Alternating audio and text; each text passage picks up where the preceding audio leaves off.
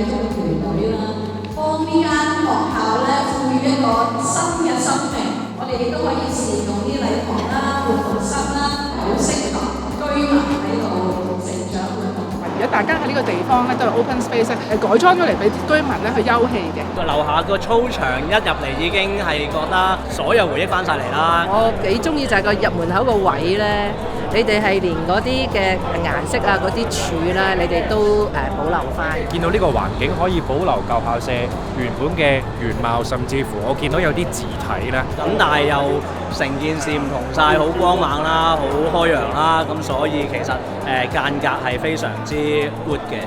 而家我哋知道可以作為一個簡約公屋，去用另一個形式去到服務市民大眾，咁我覺得真係一件好難得嘅事。呢啲嘅供應咧，令到而家身處喺惡劣環境嘅朋友咧有得揀。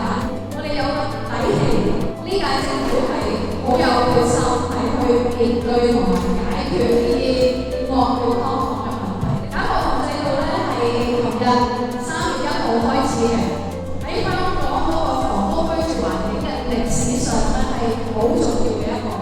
但係我哋知道劏房嘅問題唔能夠一步解決。我哋係要一段時間去俾個市場啦，俾嗰啲租客啦去適應。